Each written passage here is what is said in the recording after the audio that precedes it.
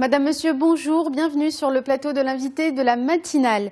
Mobiliser plus de personnes au préscolaire et lever des fonds pour créer des écoles de préscolaire en milieu rural. C'est l'objectif de la campagne Preschool Heroes 75 que vient de lancer la Fondation Zakura. Et pour nous parler de cette campagne, nous recevons ce matin sur notre plateau Madame Rita Al-Qadiri. Vous êtes directrice générale en charge du développement et des partenariats à la Fondation Zakura. Merci beaucoup de nous avoir rejoints ce matin. Merci pour l'invitation. Alors, Madame Al-Qadiri, juste avant de parler de la campagne en détail, un mot de sa genèse. Comment vous en avez eu l'idée et comment vous l'avez mise en place?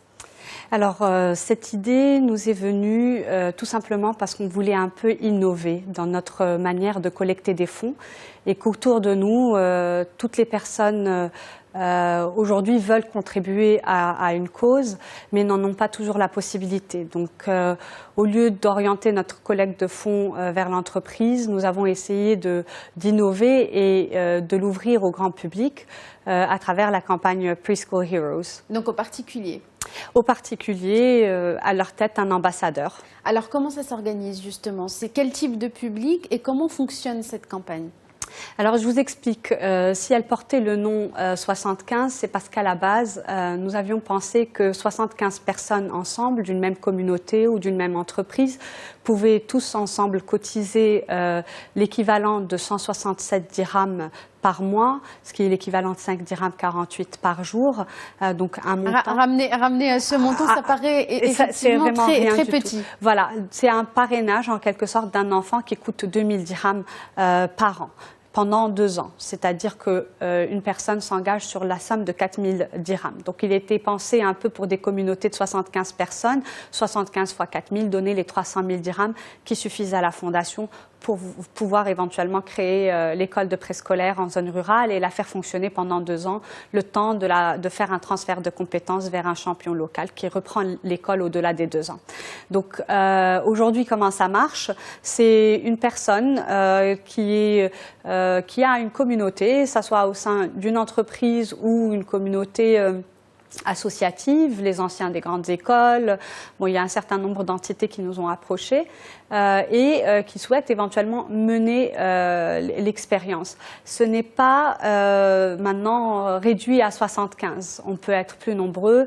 Plus on est nombreux, moins la somme que chacun verse enfin plus la somme devient un petit peu plus petite. Donc l'idée, c'est de trouver des communautés de particuliers qui puissent ensemble récolter les 300 000 dirhams nécessaires à la création d'une école.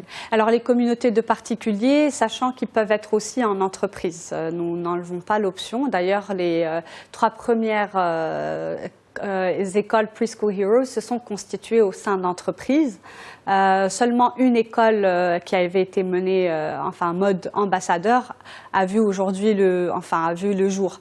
Maintenant, actuellement, depuis notre lancement de l'appel à ambassadeurs et du coup d'envoi de la semaine dernière, nous avons une dizaine d'écoles en cours de constitution, donc en cours de collecte de fonds. J'invite les gens à visiter notre site web et de pouvoir éventuellement contribuer à la campagne de Leila Randi, Nasser Ben Abdjelil ou d'entreprises qui aujourd'hui sont partenaires de ce projet-là.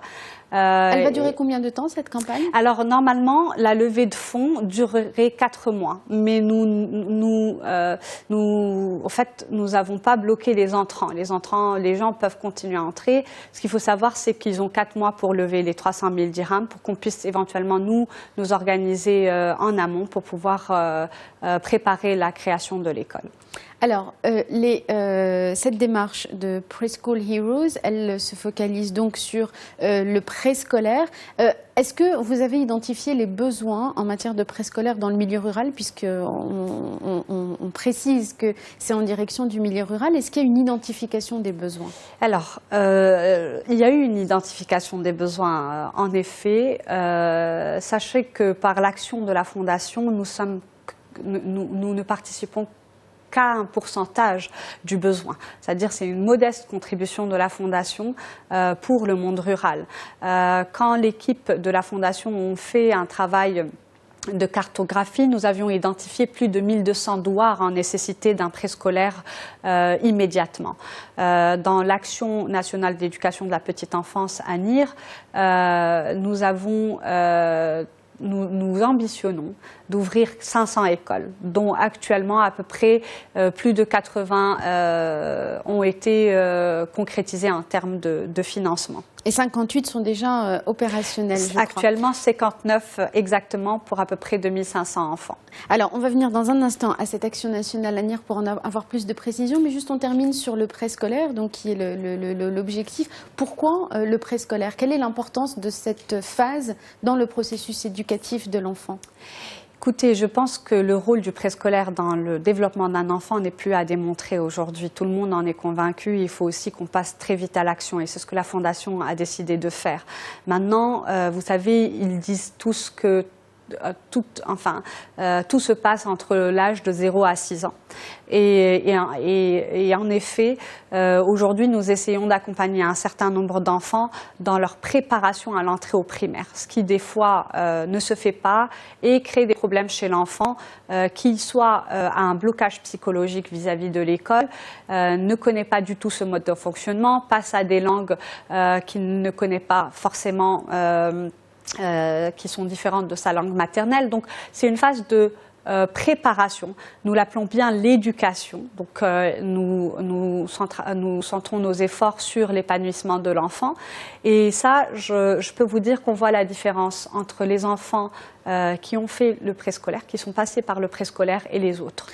Autre question qui est liée à ces implantations d'écoles en milieu rural, il y a un personnel encadrant qui doit pouvoir être là-bas. Est-ce que c'est difficile de trouver et d'encadrer ces personnels éducatifs qui vont aller s'installer dans des milieux ruraux? Est-ce que c'est une démarche aussi qui est prise en compte? Alors, la démarche de la Fondation n'est pas de recruter à l'extérieur de la région et de placer la personne dans une autre région. On recrute localement, on recrute selon le cahier de charge du profil d'entrée, parce que nous avons 2 ressources au niveau de chaque école pour un ratio maximum d'une personne pour chaque 15 enfants. Donc nous sommes sur des standards assez élevés pour pouvoir garantir un accompagnement de qualité à l'enfant. Alors, ce qu'il faut savoir, c'est que généralement, nous arrivons à trouver une personne de la commune qui peut s'implanter dans le Douar. Des fois, nous avons même la chance de trouver la personne dans le Douar. Ce sont généralement, malheureusement, des diplômés chômeurs qui ont, pour la plupart, la licence. Il y a un cycle de formation accéléré et un cycle de formation continue de la Fondation. Donc, il y a un mécanisme de suivi qui fait la force de notre système, parce que nous ne disons pas que nous allons les... Enfin, il y a toute une phase d'accompagnement de ces personnes-là, du premier jour jusqu'au dernier jour. Alors, une dernière question, il nous reste 1 minute 30 sur la campagne, sur l'action, pardon, c'est pas une campagne ANIR, c'est l'action nationale pour l'éducation de la petite enfance en zone rurale. Est-ce que vous pouvez nous en dire un mot et ses réalisations jusqu'à aujourd'hui? Alors, ANIR a pour objectif la création de 500 écoles. Je vous dirais le plus vite possible serait le mieux pour répondre aux besoins le plus rapidement possible. Nous sommes à peu près aujourd'hui, avec l'effort qui a été fait, à 80 écoles. Nous sommes encore loin du compte. C'est sûr que c'est avec l'aide de tous, des entreprises, du secteur privé, des institutions nationales et internationales, que nous pouvons scaler cette démarche. Aujourd'hui, nous espérons d'ici la fin de l'année pouvoir sécuriser une centaine d'écoles supplémentaires à travers Preschool Heroes, mais à travers aussi d'autres mécanismes d'appel à projets, de levée de fonds. Et voilà, on essaie d'avancer. En tout cas, ce qu'il ne faut pas oublier, c'est que à l'issue, ce sont des enfants qui bénéficient de leur droit le plus ultime, qui est l'éducation.